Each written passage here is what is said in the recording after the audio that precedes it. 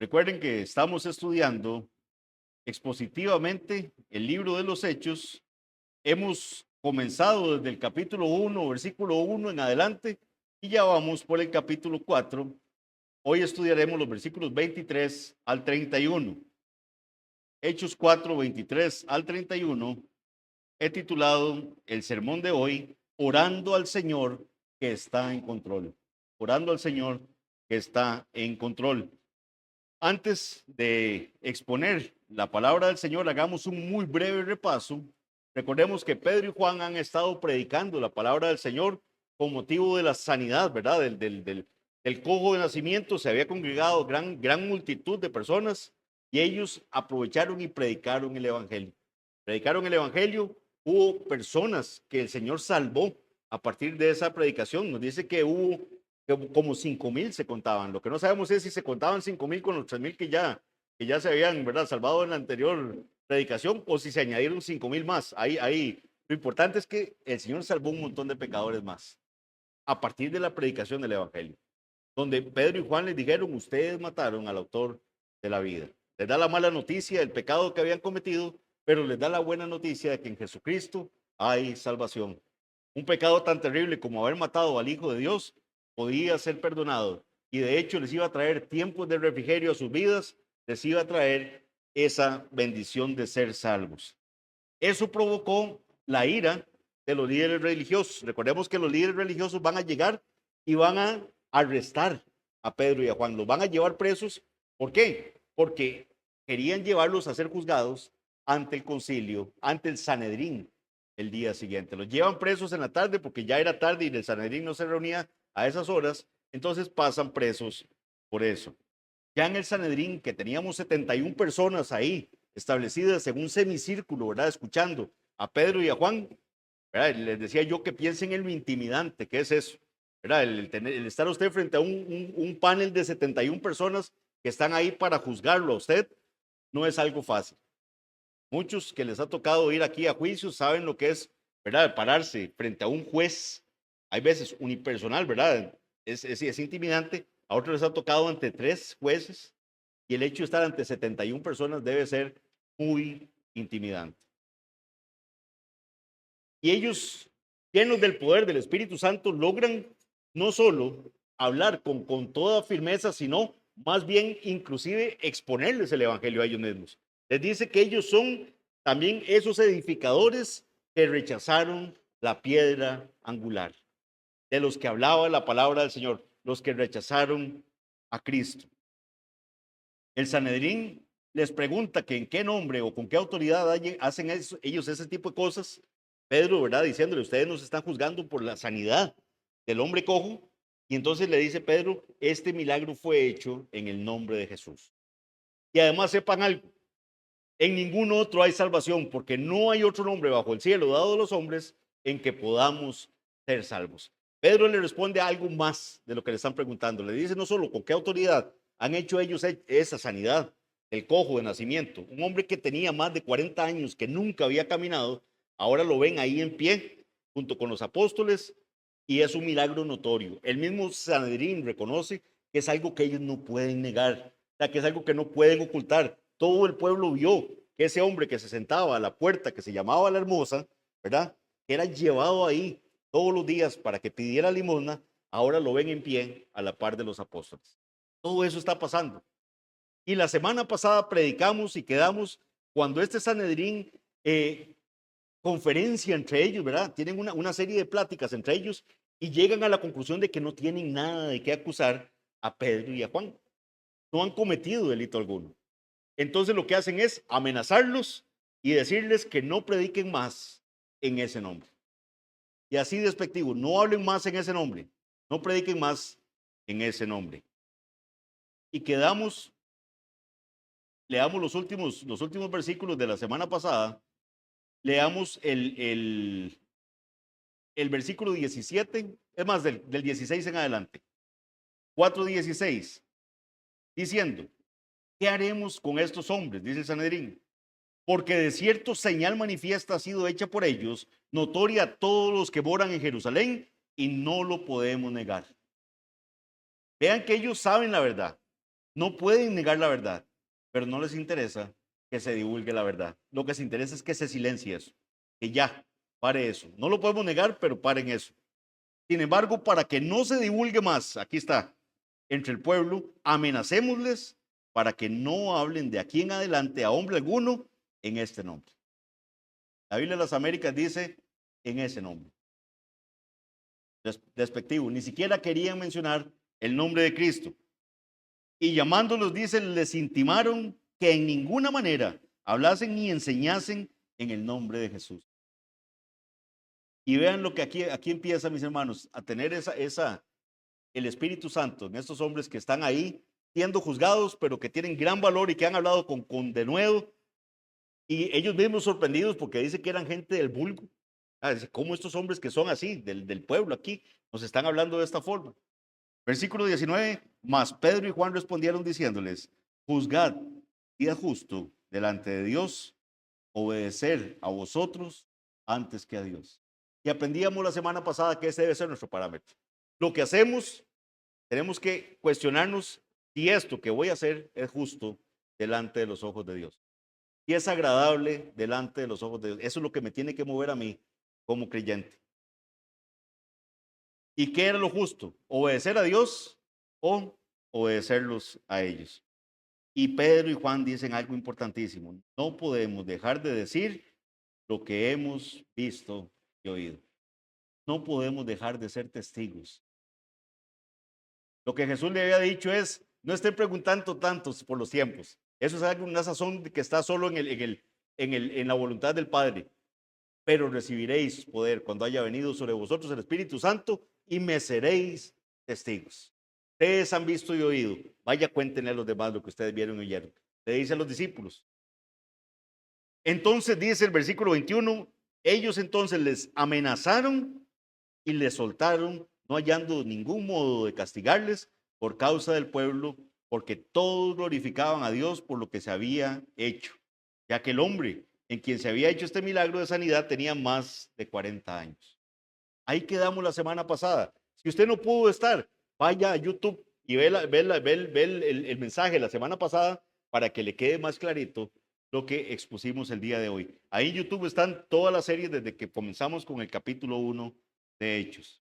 Ahora sí, vamos con nuestro pasaje del día de hoy. Hechos 4, 23 al 31. Dice así la palabra del Señor. ¿Cómo lo vamos a exponer? Ya di la breve introducción y vamos a ir de versículo por versículo o por grupo de versículos. Esta es la forma más sencilla que encontré de estructurar esta exposición. Hechos 4, 23, 31, lo he titulado Orando al Señor que está en control. Dice así, 23 al 31. Y puestos en libertad, vinieron a los suyos y contaron todo lo que los principales sacerdotes y los ancianos les habían dicho. Y ellos, habiéndolo oído, alzaron unánime la voz a Dios y dijeron, soberano Señor, tú eres el Dios que hiciste el cielo y la tierra, el mar y todo lo que en ellos hay. Porque por boca de David, tu siervo, dijiste, ¿por qué se amotinan las gentes y los pueblos piensan cosas vanas? Se reunieron los reyes de la tierra y los príncipes se juntaron a uno contra el Señor y contra su Cristo. Porque verdaderamente se unieron en esta ciudad contra tu santo Hijo Jesús, a quien ungiste Herodes y Poncio Pilato, con los gentiles y el pueblo de Israel, para hacer cuanto tu mano y tu consejo habían antes determinado que sucediera. Y ahora, Señor, mira sus amenazas y concede a tus siervos que con todo de nuevo hablen tu palabra. Mientras extiendes tu mano para que se hagan sanidades y señales y prodigios mediante el nombre de tu santo Hijo Jesús. Cuando hubieron orado, el lugar que estaban congregados tembló y todos fueron llenos del Espíritu Santo y hablaban con denuedo de la palabra de Dios. Ese es nuestro pasaje de hoy. Un hermoso pasaje. Como vimos, los líderes religiosos arrestaron a los apóstoles y los amenazaron, pero finalmente los dejan ir. Los dejaron ir. Y eso sí, amenazados, ¿verdad? Amenazados de que no podían predicar ni enseñar en ese nombre. El texto que estaré predicando el día de hoy nos muestra lo que hicieron los apóstoles Pedro y Juan inmediatamente después de que fueron dejados en libertad por el Sanedrín. Una vez que los soltaron, ¿qué hicieron ellos? Y aquí poco, ¿verdad? Tomando la línea de lo que exponía mi hermano Arles en la mañana, casi que preguntémonos, ¿qué haría yo? ¿Qué hubiera hecho yo en ese momento? Apenas me está soltando el Sanedrín, me amenaza y me dice, no hable más, ¿verdad? En ese nombre. Esta le fue bien, está saliendo librado, pero vea que no puede ni enseñar ni hablar en ese nombre. Y vamos a ver qué fue lo que ellos hicieron. La iglesia está comenzando a experimentar la primera amenaza de parte de sus enemigos y desde ese entonces el diablo no ha cesado de perseguir a su pueblo. Quiera el Señor, mis hermanos, que podamos aprender de lo que la iglesia hizo cuando las cosas se pusieron difíciles a causa de Cristo. Versículo 23, iniciamos nuestro estudio. Dice, y puestos en libertad, vinieron a los suyos y contaron todo lo que los principales sacerdotes y los ancianos les habían dicho. Vemos aquí que los apóstoles Pedro y Juan fueron liberados por el Sanedrín después de ser amenazados para no continuar predicando el mensaje del evangelio. Y lo primero que hacen, dice, es ir a los suyos. Vean qué bonito como lo dice ahí ese pasaje. Ir a los suyos. Ahora hablaba con unas hermanas acá en el cafecito y de verdad de la cercanía que sentimos, la familia de la fe. Muchas veces lazos más estrechos que con la familia terrenal. Vea que la Biblia le llama aquí los suyos. Pedro y Juan fueron ya sea a la iglesia o a parte de la iglesia. No sabemos si estaban todos reunidos o algunos de ellos, pero la Biblia les dice los suyos.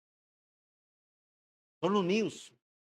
Aquí están reunidos los míos. ¿Me entienden qué cercanía la que se ve en este pasaje?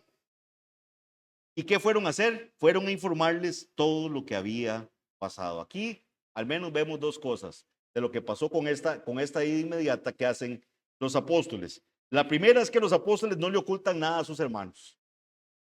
No dijeron, qué torta, ¿ahora qué hacemos? Y si les decimos que nos amenazaron, ¿verdad? Se nos van a desanimar. No van a predicar entonces. Se van a asustar. Fueron transparentes en informar las amenazas que habían recibido. Cuando estuvieron con Jesús, ellos aprendieron lo importante de la sinceridad y de no crear falsas expectativas. Muchas iglesias, falsas iglesias, viven de falsas expectativas. Les prometen libertad, les prometen libertad económica, les prometen, ¿verdad? Cosas materiales, les prometen que sus problemas se van a acabar. Jesús enseñaba un mensaje alentador, ¿verdad? El mensaje de Cristo era un mensaje muy alentador. Uno puede ver, por ejemplo, lo que mencionaba nuestro hermano David hoy en la mañana, ¿verdad? Mencionando el sermón del monte, ¿verdad? Vemos las bienaventuranzas, un mensaje muy alentador. Bienaventurados. Este mismo sermón nos habla de la provisión del Padre, ¿verdad? Algo muy hermoso. Pero también Jesús les decía lo difícil que era ser un discípulo de él. ¿Qué dice Lucas 9:23? Y decía a todos, si alguno quiere venir en pos de mí, niéguese a sí mismo, tome su cruz cada día, dígame. Jesús se lo dijo también, en el mundo tendréis aflicción, pero confiad, yo he vencido al mundo. El cristianismo no es de falsas expectativas, el cristianismo no es de presentar todo color de rosa, hay que presentar las cosas tal cual son. Jesús muchas veces le advirtió a sus seguidores, valore, examine, ponga atención a ver si usted está dispuesto ¿verdad? Poner esas manos en el arado y caminar. Porque el que pone las manos en el arado y vuelve a ver hacia atrás no es digno de entrar en el reino de los cielos. Entonces vemos que aquí los discípulos llegan y le cuentan a la iglesia lo que pasó. Y nos amenazaron por esto, esto y esto. Esto es lo que pasó. Lo otro que vemos en esta comunicación que hacen los apóstoles a los suyos es que el verdadero evangelio va a traer persecución. El verdadero evangelio va a traer persecución, va a traer dificultades, las cuales obviamente vamos a vencer con la ayuda del Señor Jesucristo. Pero tendremos que atravesar dificultades. Por eso debemos estar siempre firmes y vigilantes, cuidando nuestra vida espiritual, para que cuando el momento de la prueba venga, estemos preparados para no retroceder. Jesús se lo dijo al final del Sermón del Monte: cualquiera que me oye estas palabras y las pone en práctica, le voy a comparar a un hombre prudente que edificó su casa sobre la roca. Van a venir vientos, van a pegar ríos, van a ver y la casa no va a caer porque está fundada sobre la roca. Pero van a venir esos vientos, van a venir esas tempestades. Pero mi felicidad es que estamos fundados sobre la roca. No importa lo que venga, estamos fundados en Jesucristo. Eso es lo que está diciendo. Si nuestra vida cristiana es exageradamente fácil, o sea, si usted ha tenido una vida cristiana tranquila, fácil, ¿verdad? Y el mundo nos aplaude por nuestras convicciones. Si no tenemos mayores responsabilidades y vivimos sin complicaciones en la vida, entonces deberíamos evaluarnos seriamente si nos encontramos en el camino correcto. Jesús advirtió lo siguiente. Lucas, que es el autor de Hechos también, Lucas en el Evangelio dice lo siguiente, en Lucas 6:26, ay de vosotros cuando todos los hombres hablen bien de vosotros, porque así hacían sus padres con los falsos profetas. Si usted la siente que le ha tenido un cristianismo muy light, muy fácil, tenga cuidado. Entonces, ¿qué pasó? ¿Cuál es la reacción de la iglesia? ¿Cuál es la reacción de los suyos? Cuando llega y Pedro y Juan les cuentan que fueron amenazados por el Sanedrín. ¿Cómo hubiera reaccionado usted como iglesia? Y llega un hermano y le cuenta que fueron amenazados. ¿Qué creen que pasó? Vean lo que dice el versículo 24, la primera parte, el 24a. Dice, y ellos, habiéndolo oído, alzaron unánimes la voz a Dios. Vean qué interesante. Oyen eso, nos acaban de amenazar. ¿Y qué hace la iglesia? Unánime levanta la voz a Dios. Aquí vemos lo primero que la iglesia hizo al enterarse de las amenazas del Sanedrín. Antes de cualquier otra cosa, lo que hicieron fue orar a Dios. Oraron al Señor. Vean, mis hermanos, cuán lejos, me grabé las palabras de Arles, cuán lejos de nuestra respuesta humana está esto. ¿Cuánto tenemos que examinarnos a nosotros mismos? ¿Cuántos hubiéramos entrado en angustia? ¡Qué torta! ¿Y ahora qué hacemos?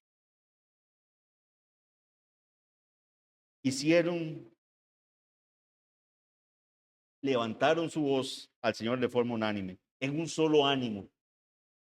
Estos creyentes pudieron haber pensado en ir a buscar a Nicodemo. Nicodemo era parte de la isla. Y hablemos con Nicodemo, ahí tenía que estar, o con José de Arimatea, a ver qué podemos hacer para suavizar esa amenaza del Sanedrín. Pudieron haber renunciado al evangelio algunos. Ya no, así con amenazas no me gusta.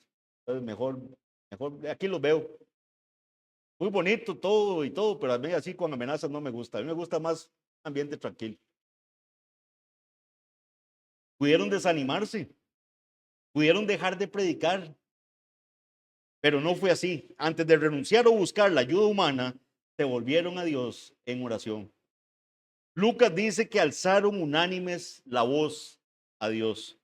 Esto no quiere decir que todos oraron lo mismo, ¿verdad? Porque hay algunos comentaristas que dicen que de forma milagrosa todos empezaron a decir lo mismo. No, o sea, lo que tiene que haber sucedido aquí es como hacemos acá. Hay una persona orando y el resto de las personas en un solo ánimo dicen amén, amén, que así sea.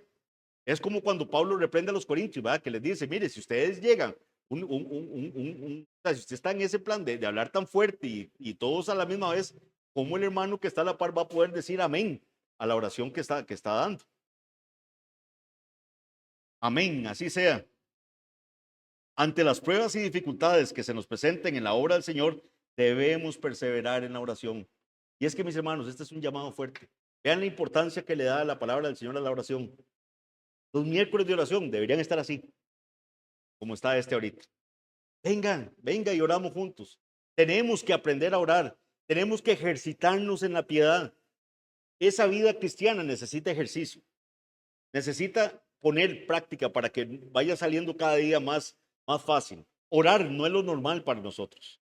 El quedarnos un rato en silencio, poniendo atención a lo que el hermano está orando para poder decir sí, amén, a eso que está orando, no es fácil. Nos va a dar sueño, nos vamos a distraer, se va a oír algo. Todo eso tenemos que irlo aprendiendo aquí como iglesia.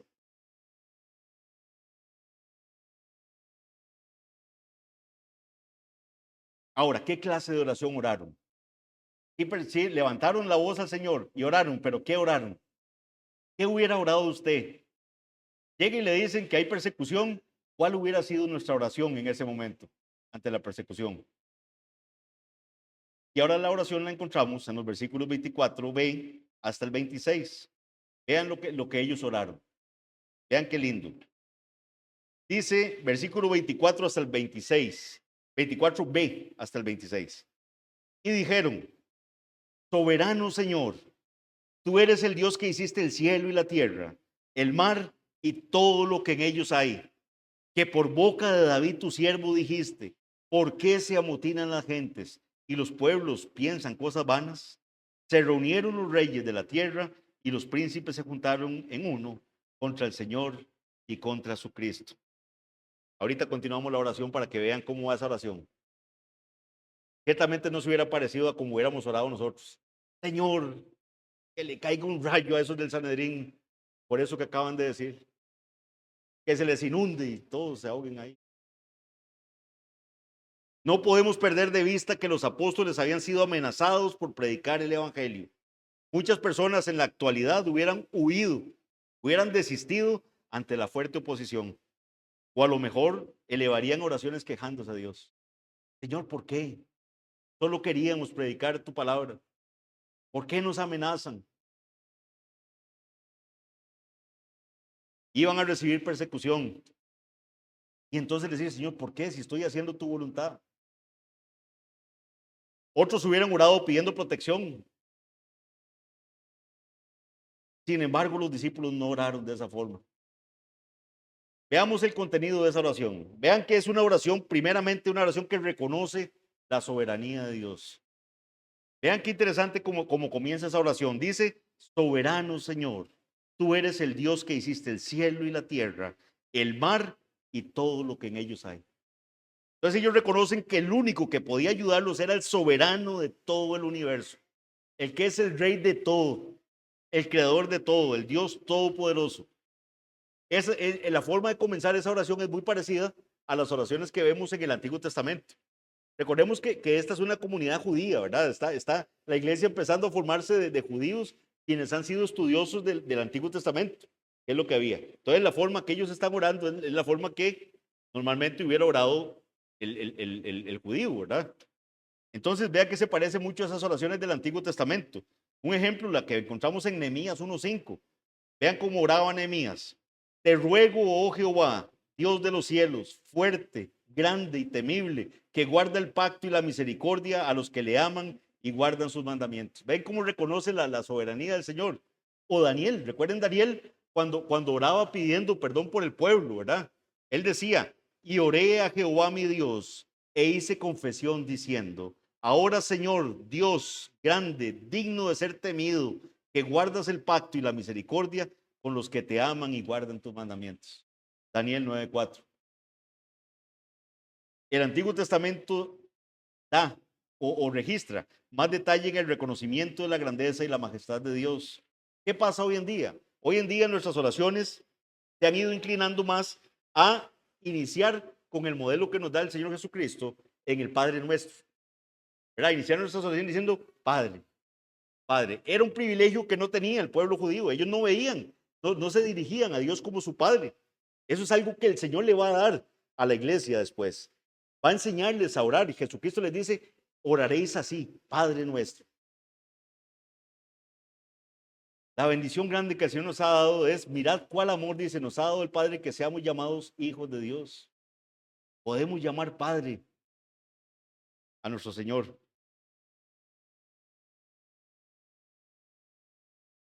Para este momento faltaban varios años para que el apóstol Pablo escribiera sus cartas, y veamos oraciones como la que registra en Efesios 1:2 o frases como la que registra en Efesios 1:2, donde él dice: gracia y paz a vosotros de Dios nuestro Padre y del Señor Jesucristo. Esa es una gran bendición, que muchas veces no meditamos lo suficiente en esa cercanía que tenemos de poder orar: Padre. Los discípulos no confiaron en sus fuerzas o en sus habilidades humanas. Tampoco acudieron a la ayuda de un tribunal humano que les apoyara en su causa, sino que reconocieron que el único que podía ayudarlos era el soberano de todo el universo. Aquel que creó los cielos y la tierra, aquel que creó el mundo, es más poderoso que quienes fueron creados por él. Y ahí es donde tenemos que entender: Si mi Señor es el Rey de todo, no hay nada que me tenga que causar preocupación. Si Dios es por nosotros, ¿quién contra nosotros? Por eso nada puede frustrar los planes del Señor, por más sanaderín que fuera. También es una oración que entiende los tiempos bíblicos. Vean lo que dicen los versículos 25 al 26. Que por boca de David tu siervo dijiste, ¿por qué se amotinan las gentes y los pueblos piensan cosas vanas?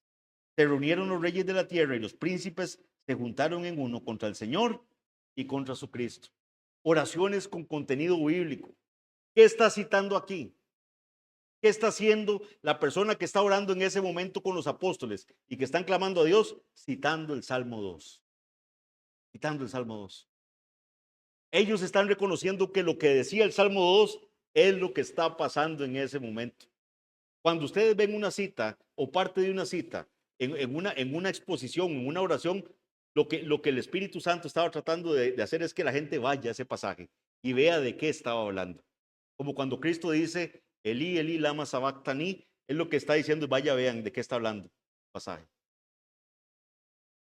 Cuando Pedro en el sermón se refiere a Jesús como el siervo, ¿qué es lo que quiere? Vaya y vean en Isaías. ¿A qué se refería con el siervo? Y aquí está citando el Salmo 2. Otra característica importante de esta oración es que supo reconocer los tiempos bíblicos de las circunstancias que vivían.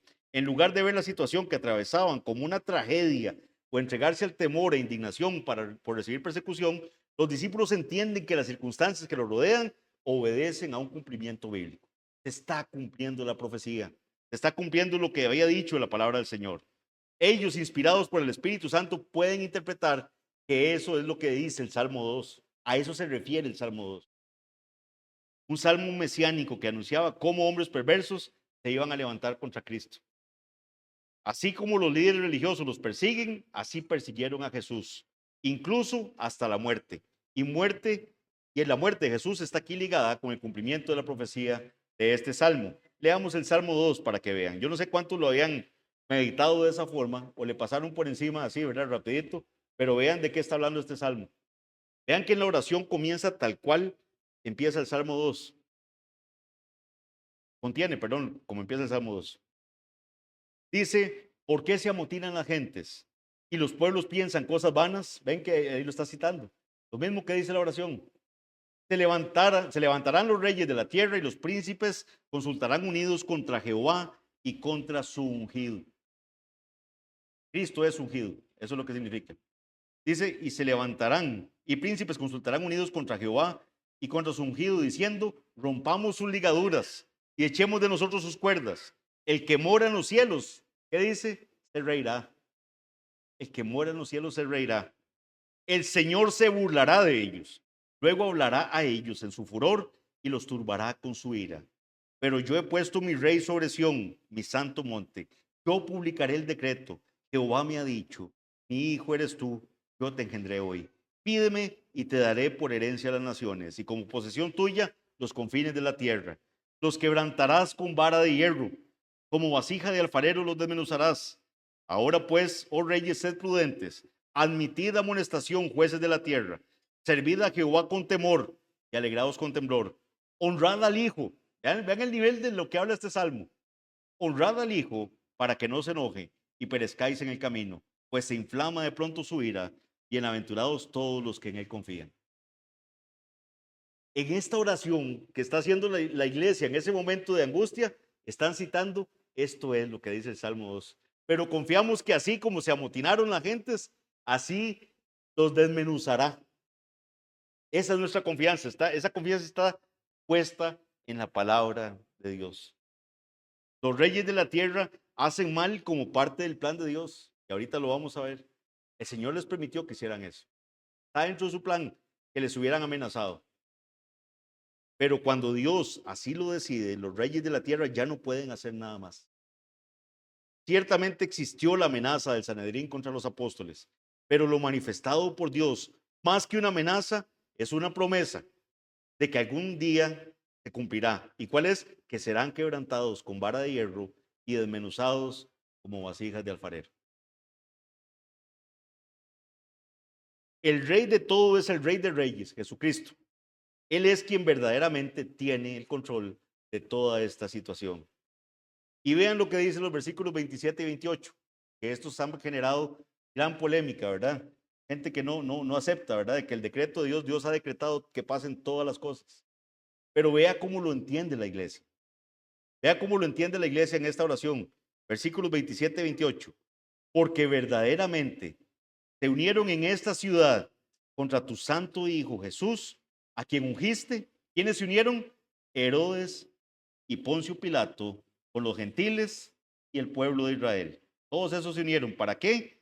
Dice el 28, para hacer cuanto tu mano, tu consejo, habían antes determinado que. Ciertamente ellos hicieron mal, pero ya el Señor había determinado que eso iba a pasar.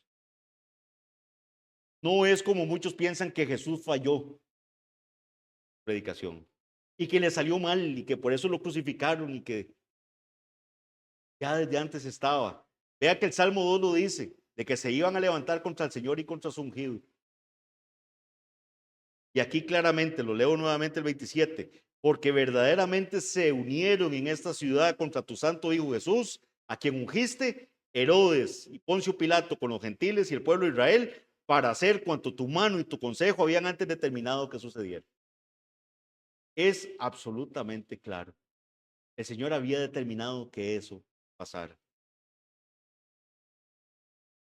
Estos versículos nos enseñan verdades muy importantes. Primero, confirma que el mal no es algo que suceda fuera del plan de Dios,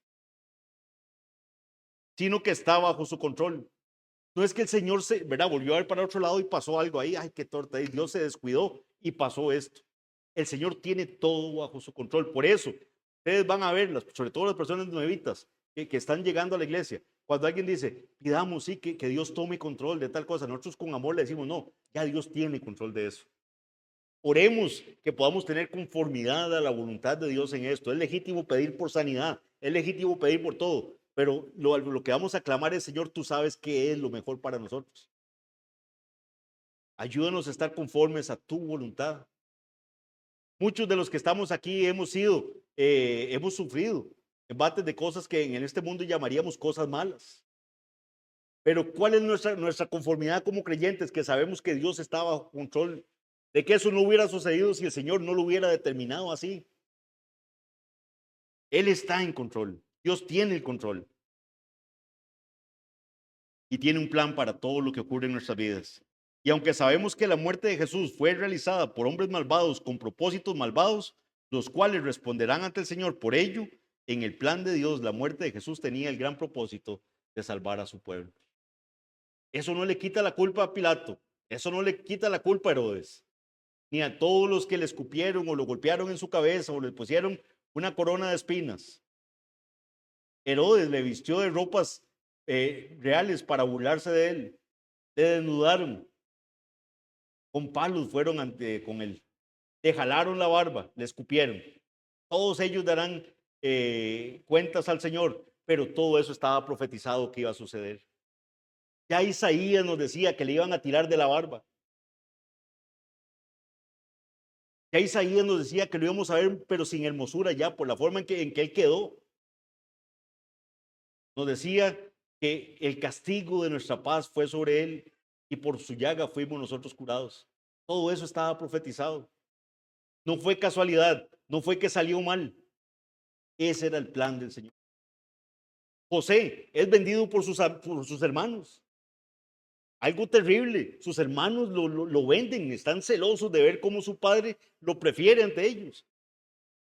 Pero el mismo José reconoce, ustedes hicieron esto para mal, pero Dios lo encaminó para bien. Él sabía y tenía un propósito de que él iba a liberar al pueblo de Israel, de los hebreos, por mano de José. Los iba a cuidar de la hambruna que iba a haber. Había un propósito del Señor en eso.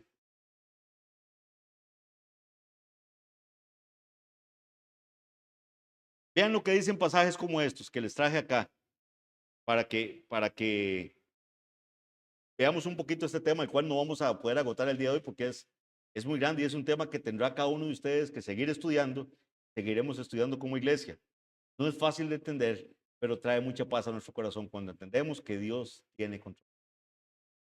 Dice Isaías 45, 5 al 7.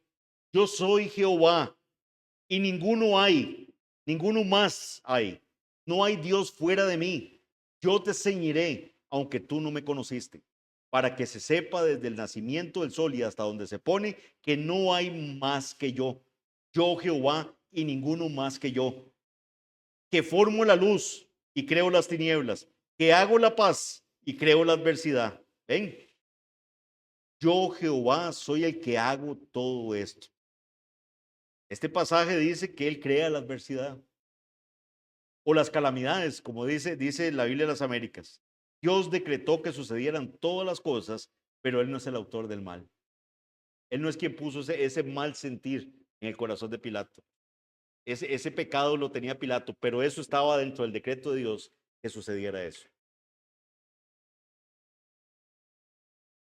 Los que no tienen la confesión de fe, recójanla ahí, ¿verdad? Al final para que puedan estudiarla, pero los que la han estudiado, los que la han leído y la han aceptado, ¿verdad? Como parte de nuestra confesión, eso es lo que dice el capítulo 3, nuestra confesión. Capítulo 3, en el párrafo 1, capítulo que habla del decreto de Dios, ¿qué es lo que dice?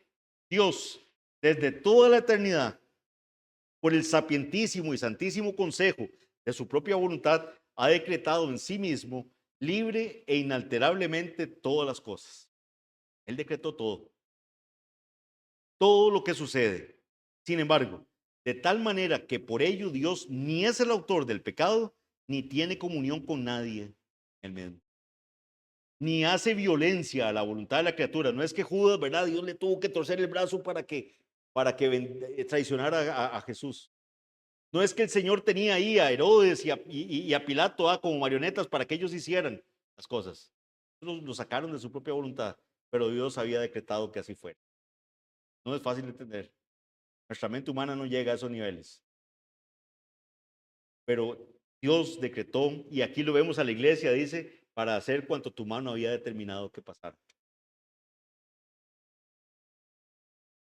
Dice, ni hace violencia a la voluntad de la criatura, ni se quita la libertad o contingencia de las causas secundarias, sino que más bien las establece, en lo cual se manifiesta su sabiduría en disponer todas las cosas y su poder y fidelidad en llegar a cabo sus decretos. Dos pasajes más.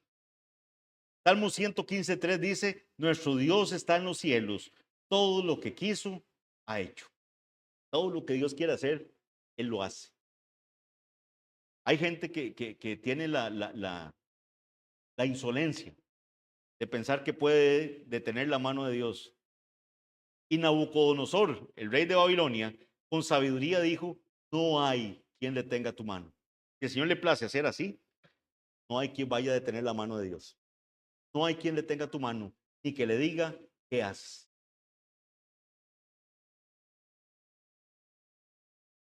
Isaías 46, 9 al 10 dice, acordaos de las cosas pasadas desde los tiempos antiguos, porque yo soy Dios y no hay otro Dios y nada hay semejante a mí, dice el Señor, que anuncio lo por venir. O sea, él dice lo que está por venir. Dice, desde el principio y desde la antigüedad, lo que aún no era hecho. Que digo, mi consejo permanecerá y haré todo lo que quiero. Ese es el Dios todopoderoso al cual la iglesia está clamando. Muchas veces no pensamos en Dios así. Muchas veces pensamos en un Dios más parecido al genio de la lámpara de Aladino. A que usted cuando está con necesidad de algo, lo frota la lámpara y le pide algo, ¿verdad? Pero ya quédeseme ahí, ya no se me meta mucho en otras cosas porque ya, no, es el Dios creador de todo, el que ha determinado todas las cosas, el creador del universo. Y en esta oración vemos que ellos entienden esa soberanía de Dios. Ellos entienden ante quién están. Lo interesante es ver esta oración en el contexto que le están haciendo, de una amenaza. Los amenazan y ellos están pensando en la soberanía de Dios y en el decreto de Dios. O sea, vean la respuesta de la iglesia. Nuestro Dios es Señor de todo lo que sucede y cada acontecimiento tiene su razón, aunque nosotros lo desconozcamos. Aquellos hermanos comprendían que lo que Herodes había hecho junto con Pilato era parte de lo que Dios había determinado de antemano, que es lo mismo que Pedro incluyó en el sermón que estudiamos en el capítulo 2, ¿recuerdan? En el 2:23, ¿qué fue lo que les dijo Pedro? A este, entregado por el determinado consejo y anticipado conocimiento de Dios. O sea, lo entregaron. Lo entregaron a los pecadores. Judas lo entregó. El pueblo lo entregó. Pero todo eso estaba en el determinado consejo y anticipado conocimiento de Dios. No fue que algo salió mal. No es que es un plan B. Cuando Jesús alza su frente para ir a Jerusalén, él sabe a lo que va. Iba a ser entregado en manos de pecadores. Y dice, repito, Hechos 2:23, a este, entregado por el determinado consejo y anticipado conocimiento de Dios, prendisteis y matasteis por manos de inicuos, crucificándole. Esta es una gran esperanza para los apóstoles que están siendo perseguidos por esas mismas autoridades que persiguieron y mataron a Jesús. Son los mismos, pero esa es la esperanza de ellos. Dios hace lo que Él quiere. O sea, no hay nada que se esté escapando de la voluntad de Dios. Los reyes no tienen el control. El rey de reyes tiene el control. No tenía puesto este pasaje, pero es como cuando Pilato le dice, vea, usted no entiende, le dice a Jesús, y yo tengo poder para dejarlo preso o para liberarlo. Jesús le dice, ningún poder tendría sobre mí si no te hubiera sido dado. Jesús mismo le dice, usted tiene ese poder sobre mí porque mi Padre le dio esa potestad en este momento. No solo entonces, sino en todos los tiempos. En nuestras tribulaciones debemos mirarlo y confiar en Él, incluso si a veces no entendemos su plan. Hay momentos duros, hay momentos que no entendemos, momentos duros que uno dice, Señor, dame fuerzas porque siento que me desmorono en este momento. Pero sé que estás en control. Sé que estás en control. A pesar de lo que me está doliendo, lo que estoy pasando, sé que nada de esto se ha salido de tu control. Y que esto es para tu gloria. Y que no entiendo ahorita cómo, pero que es para mi bien. Porque a los que amamos a Dios, todas las cosas nos ayudan a bien. Esto es, a los que conforme a su propósito son llamados. Pero entonces, después de este reconocimiento de la gloria del Señor, de la soberanía de Él, de la omnipotencia de Él, del control que Él tiene, ¿qué le piden los apóstoles en la oración? ¿Qué piden ellos? ¿Cuál es la petición que hacen? Veamos lo que dicen los versículos 29 y 30. Después de que han reconocido el Dios creador del universo, Señor, que tú tienes el control, que eres el que sabías que iba a ser perseguido Jesús y así lo determinaste, ¿qué le piden? Versículos 29 y 30. Y ahora, Señor, mira sus amenazas. Mira lo que nos acaban de decir. Y lo que te pedimos es, y concede a tus siervos que con todo de nuevo hablen tu palabra. Señor, nos acaban de decir que no hablemos, que no enseñemos. Ahora lo que te pedimos es que nos des las fuerzas y la valentía para hablar tu palabra. Mientras extiendes tu mano para que se hagan sanidades y señales y prodigios mediante el nombre de tu santo Hijo Jesús. ¿Cuánto se parece eso a lo que hubiéramos pedido nosotros? ¿Cuánto se parece eso a lo que pedimos en momentos de angustia? Los acaban de amenazar que no pueden enseñar, que no pueden hablar en el nombre, en ese nombre. Y ellos piden de nuevo, piden valentía para poder predicar la palabra. Lo que piden no es sabiduría, protección o el favor de las autoridades, las cuales son también peticiones legítimas. Sin embargo, en esta oración solicitan la capacidad de ser obedientes al mandamiento de Cristo de predicar el Evangelio. Me trae a la memoria cuando Salomón tiene esa oportunidad, ¿verdad? Que le dice, Señor, que pida lo que quiera. Que también nos confronta a nosotros, que hubiéramos pedido. Llega Dios y le dice, pida lo que quiera. Te lo doy. Y Salomón lo que le pide al Señor es sabiduría para poder guiar al pueblo. Y en este caso la iglesia pide de nuevo para seguir predicando el Evangelio. Y que hayan sanidades y que hayan señales para que eh, sea amparada, sea respaldada la palabra de los apóstoles. ¿Recuerdan que eso fue lo que estudiamos? Los apóstoles predicaban y la palabra que ellos era validada con señales y prodigios, para que la gente viera que la palabra que estaban dando los apóstoles era palabra directa del Señor. Era el mensaje del Señor, era la palabra de Dios.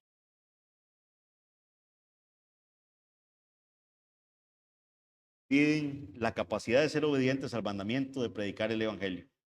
y que se muestre el poder por medio de señales y prodigios. Debería impactarnos el hecho de que las dos únicas peticiones de esta oración tienen que ver con la proclamación del Evangelio. Esta oración tan hermosa, una oración preciosa que no sé cuántos le habíamos puesto tanta atención antes del día de hoy. Pero ellos dicen, ayúdanos a seguir proclamando el Evangelio. Versículo 31, ¿qué pasó? Dice, cuando hubieron orado, el lugar en que estaban congregados tembló y todos fueron llenos del Espíritu Santo. ¿Y qué pasó? Les concede el Señor lo que pidieron y hablaban con denuedo la palabra de Dios. Hablaban con denuedo la palabra de Dios. La oración fue contestada. Ellos podían tener ese denuedo o valentía porque Dios tiene el control de todas las cosas. Porque Cristo es el Rey de Reyes y porque fueron llenos del Espíritu Santo. Este debe ser también nuestra oración. Señor, permítenos que podamos hablar la palabra de Dios con valentía contra toda oposición que se presente. ¿Qué aprendemos para esta iglesia? ¿Qué aprendemos como iglesia hoy?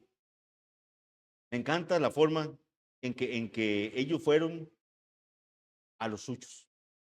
¿Verdad? Qué bonito cómo se refiere, los suyos. ¿Siente usted ir como los suyos? ¿Son los suyos? Usted cuando viene aquí, voy a ir a ver a los míos. Siento mi familia aquí, los míos. Eso es algo que me impactó mucho en el estudio de esta porción de la palabra del Señor. En muchos lugares de este mundo es ilegal predicar alguna o la totalidad de la palabra del Señor, pero nunca debemos permitir que esa persecución nos frene. Nunca. Por la misericordia de Dios en Costa Rica todavía tenemos libertad de hacerlo. Cada día se va estrechando, pero tenemos libertad de hacerlo. Podemos ir a predicar a los parques, podemos ir a estar aquí predicando ahorita la palabra del Señor. No desperdiciemos esa, apreciémosla, démosle gracias a Dios de que tenemos esa bendición de poder abrir juntos la palabra del Señor y estudiarla. Debemos orar por valentía para vencer cualquier oposición, para que se predique la bendita palabra de Dios, que es la única que cambia los corazones. El Señor es el que cambia vidas, el Espíritu Santo es poderoso. Y para todos los que hemos visto al Espíritu Santo orar en nuestras vidas, sabemos que éramos pecadores, opuestos a Dios, muertos en nuestros delitos y pecados, y que creemos solo por la obra del Espíritu Santo a través de la palabra del Señor. El Evangelio, la buena noticia de que en Cristo hay salvación, es lo único que le trae vida a un pecador que está muerto, que tiene un corazón de piedra. Lo único que va a romper ese corazón y cambiarlo en un corazón de carne es que escuche que su pecado va a ser perdonado. Y va a ser perdonado no por sus obras, va a ser perdonado por la bendita sangre de Cristo derramada. Por favor. Jesucristo es Rey de todos, Rey de los cristianos que creemos en Él, pero también es Rey de los que no creen en Él. Él es Rey de todos, incluso de los reyes es Rey. Servimos al Dios Todopoderoso, lo cual debe producir en nosotros gran alegría, porque estamos del lado del ganador. Escogimos el lado ganador y eso nos debe dar mucha felicidad. El pasaje que estudiamos hoy contiene la oración más larga que se registra en el libro de los Hechos. Esta es la oración más larga que se registra en Hechos, la cual termina con el sello de aprobación de parte de Dios. Les cumplió lo que les estaban pidiendo. Les cumplió. Las características que vemos en esta oración aplican también para nosotros cuando debemos afrontar momentos difíciles en nuestra vida. Ustedes todos van a afrontar momentos difíciles. ¿Cómo respondan a esos momentos difíciles?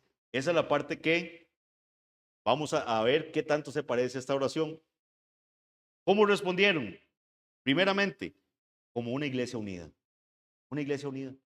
Cuando oraban, los discípulos estaban unánimes, en un solo ánimo. Vamos a ver esa palabra más adelante también en Hechos. A Lucas le gusta mucho. Unánime. La comunión de los creyentes es un tema clave en el libro de los Hechos. Lo primero que hicieron Pedro y Juan cuando fueron liberados fue inmediatamente ir a hablar con los suyos. Vean qué interesante. Lo primero, no se fueron a llorar al parque, no, se fueron a ir a hablar con la iglesia.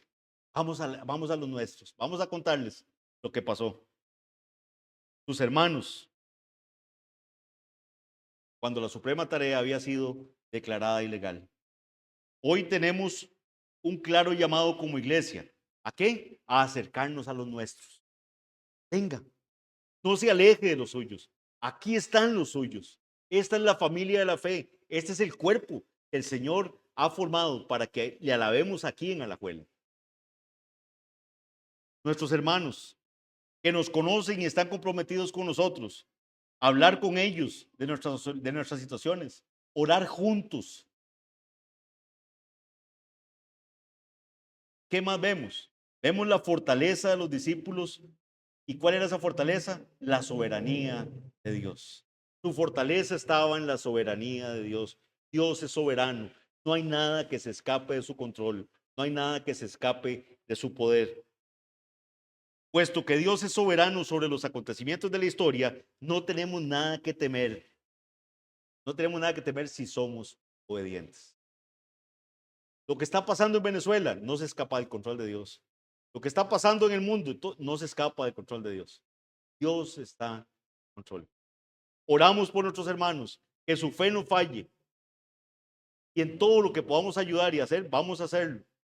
Pero sabemos que Dios está en control. No es que el diablo le robó al Señor y le está ganando la batalla. No, Dios está en control. Y tercero, y con esto termino, que también vemos en esta oración, que es una oración saturada de la palabra del Señor, saturada de textos bíblicos, saturada de pasajes de la palabra del Señor. La palabra del Señor atesorada en nuestro corazón nos va a dar aliento en tiempos de necesidad. ¿Por qué la iglesia pudo orar así? Porque habían memorizado el Salmo 2. ¿Por qué puedo en un momento de necesidad económica recordar cuando Pablo dijo, he aprendido a vivir en necesidad y he aprendido a vivir en abundancia? Por todo y en todo he sido enseñado, todo lo puedo en Cristo que me fortalece. Memorice la palabra del Señor, atesore la palabra del Señor para que sus oraciones estén cargadas también de la palabra del Señor. Salmo 119:11. En mi corazón he guardado tus dichos para no pecar.